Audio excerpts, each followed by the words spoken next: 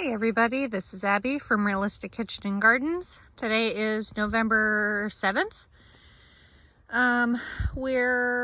What's this? Just shy of 4 weeks after our first actual frost. Southern Ohio Zone 6A garden. Trying to get better about that. So let's take a look. It has been decently warm this past week. It's been in the mid to high 70s. It didn't get over 80, thank goodness. And we had a little bit of rain. So let's see how things are doing. Starting with A. And here is, I think this is Hestia. No, is this Hestia or Jade? No, this is Jade. Jade Brussels sprouts. These guys are coming along. Some of them, the ones on the bottom, are what's called bolting. So they're opening up to flower. Last year, I had an entire variety do all of their sprouts like that. And I ended up harvesting them and treating them kind of like a small kale type of thing. And I roasted them till they were crispy, and my husband loved them. So all's not lost, but they're quite small. So there's that. But the top ones are doing pretty good, weirdly. You are very curly, but you're getting there. The rain has certainly helped, and the warmer temps have helped too. I mean, the warmer temps have kind of made them bolt, but it helps them grow too. The ideal temperature for brassicas is something like low 70s, I think, even though they're resistant to a frost. Here are 3 Varroa cabbage. Nice and pretty firm, and a nice big one. Oh yeah, I could probably harvest that if I wanted it. This one's nice and firm too, so that one's the least ready. And then I have 6 Tiara, 2, 3, 4, 5, 6.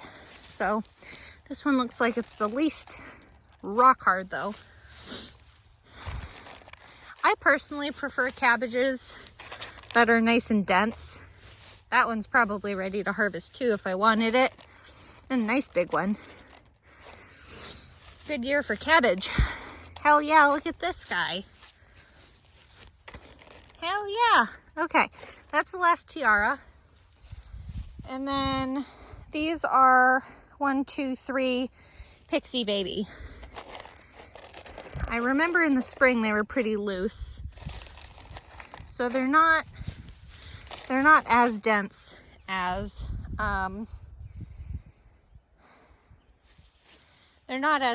Tiara is. Now, I was walking through here yesterday and I caught a look at these and I'm like, those things look almost ready. But these are the top ones. These ones are getting kind of loose. This is Hestia Brussels. That's a nice size one. So Brussels sprouts, you can actually harvest 1 sprout at a time. The fact that they harvest the entire stalk at a time for grocery stores and farmers markets, to me is a feat of like really impressive gardening, because I can't, like the Brussels sprouts I grew last year, I can't even fathom how they could have managed to get the whole stalk ready. Like those ones down there are so teeny, and then these ones are decent size. But this is Hestia. If I can find the tag, God only knows where the tag is though. This might be the shorter variety one, or I'm gonna have to go in and look at my records. Ooh, here it is. No, I didn't put how many days that is. My own record system has failed me. Anyway, so these Brussels sprouts are looking pretty good. I may do an experiment on 1 or 2 plants to see. Look at these. These look good. To see if completely lost my train of thought. I have no idea. Oh, to see if I can trim the leaves off these stalks. And just have just the stalks and the sprouts, and see if that gets them to get bigger or not. But anyway, butter crunch lettuce, which I seeded way too close. So there's 1, 2, at least 3, if not 4 or 5 heads. I did try to thin them out, but I apparently failed. But this is such a nice soft, it's almost like a Boston bib butter whatever lettuce. This ground is pretty compacted though, so I don't know how good of a big head I'll get. I may want to harvest the leaves individually. But here is my, ooh, sorry, baby moving around. Why can I never remember the name of this while I'm standing over it? Bloomsdale long-standing spinach. I don't know what you are. You look almost like a cucumber beetle, but what the hell are you doing here now? I harvested this yesterday for supper. So good. And then here is blue ribbon broccoli. They're starting to head up nicely. I don't know what the hell is going on with this plant. I feel like this plant feels like a hydra. It has so much, a ton of foliage to it, but it's heading up nicely. In theory, the heads are supposed to be as big as my hand spread, roughly. So we'll see. I think this is the biggest one so far. But these little beads are still at the moment nice and tight. I haven't looked at the weather lately. I don't know how warm it's supposed to get, but we'll see. So we must be approaching what is considered 55 days, like developmentally for these things. So, I mean, not counting those. The cabbages, Tiara, I think is 55 days transplant to harvest. So for it to be basically ready, this one's a little behind the rest. For Tiara to be basically ready is indicating we're getting close to that 55 days. There's 5 blue ribbon hybrid. So this one and that one are farther behind for whatever reason. Look at this droplet of water just rolling around. If you're not aware, brassica plants, their leaves are naturally what's called hydrophobic. Whoops, I sent it away. Water just naturally beads off it. It doesn't like soak it like other things. It has that film on it. I just think it's fun to see in action. Anyway, distracted. Bravado broccoli is also more of an heirloomy kind of heading broccoli that is not doing well. I have 3 of them. This is one of them. You look so sad. And then I have my kale, which looks just as sad. That one looks better. This is winter Landsea kale. Started, I think at the same time as, God only knows where the tag is, started at the same time as probably the cabbages and such. They're not nearly as long a day as the Brussels sprouts, which were started back in May and transplanted in August. I don't have high hopes for this kale, which I'm okay with because now we're having the spinach come up nicely, so we take what we get. And then this is the first of the, God, what is wrong with you this year? Burgundy sprouting broccoli, which was an excellent success last year. I mean, they flopped over, but like, this is pathetic. Like, you guys are looking at this like, why the hell would you grow that? This is not doing what it did last year. Last year it was very successful, and I think I had already had a harvest this time last year. But they produce little sprouts, or little, they're kind of like offshoots. And here's the last 2. And one here and one there. Good Lord. No, maybe that's just one. Nope, that's just one. Good Lord. Anyway, and then on to, no, this is the last one, sorry. Me and my attention span today. Not a single head coming or sprout coming. Now we're on to cauliflower. This is, I think, Denali. Look at those fun ruffled leaves though. What a beautiful texture. Not that you grow cauliflower for that. No head. This is a 73 day, so we in theory have another month before this heads. In theory. Denali is a white cauliflower. This is one of 2 clementine cauliflower, which is supposed to be a 55 day, and I have nothing on that plant anyway. I feel like you want to, but you don't have anything in there. And then we have Viteverde. That's an interesting thing. That might be a borer. I didn't know they would bother cruciferous. Which is a green cauliflower, not as geometric as Romanesco, but that's not heading either. Oops. Don't break it all, Abby. Back to clementine. You're not doing anything either. God, I would love to be able to grow cauliflower, but I guess this is not the year. At least it's easy enough to find. And here's the last Denali, which again is another 70 some day, so I'm not expecting anything out of this. Nope, just a bunch of leaves. This one looks like it really wants to start heading the way the leaves are curling up, but nothing. I finally ended up doing, cardboarding up.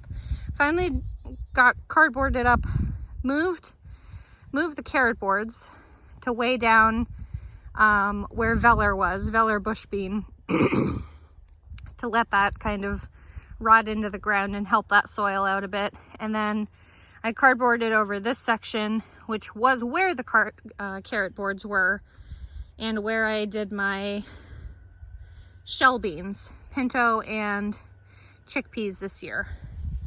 This was spring brassicas, and it's just been cardboarded over just to keep it from being 100% weeds. Now it's only like 10% weeds of what's uncovered. This purple moon kale is done. I need to cut it down at the stalk and remove it. But that's about it for that. And then I finally covered over loosely with what I had. The row, that would be D, E, D, no, A, B, C, D, E. Doing good. Letters are hard. Which was where all my tomatoes, peppers, snapdragons were this year. Haven't moved this mulch yet. This was from trying to do a second round of potatoes that failed because of the heat and the drought. And then this is the patch where celery and there's a calendula coming up through there. Celery and tomatillos were this summer, and I just cardboarded over it. I wanted to do cover crops this year, but it was so darn hot and dry. To do fall cover crops, I don't think would have worked. So I just cardboarded over. Normally I try to do cover crops. It's definitely better for the soil. And then this patch was where spring carrots were. And now that we finally have gotten some rain, I think we got about a 1/4 inch, maybe up to a 1/2 inch. I'm going to try and get my overwintering onions in today because the soil is nice and damp, watered, etc. So there's that. And then all the garlic, soft neck garlic, there's 30 right here.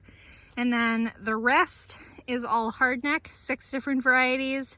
I think grand total for the whole row is roughly 270 cloves, which will turn into 270 heads, assuming all of them make it through the winter. I will eventually have the energy, or have my husband do, move the straw from the potato row onto this to mulch it for the winter. I also need to buzz this down, which is where the summer gourds were. And I need to cardboard that up too. But I'm also almost out of T-posts. This was where my fall carrots were, the bulk of my fall carrots. So I just cardboarded over that since there really aren't many weeds in there yet. There is this small patch of carrots here still. I don't know why they're yellowing so much. I haven't really fussed with them much, but these guys were a little smaller, so I left them in the ground a little longer, though they're probably not that small. Their greens were just a little sad looking.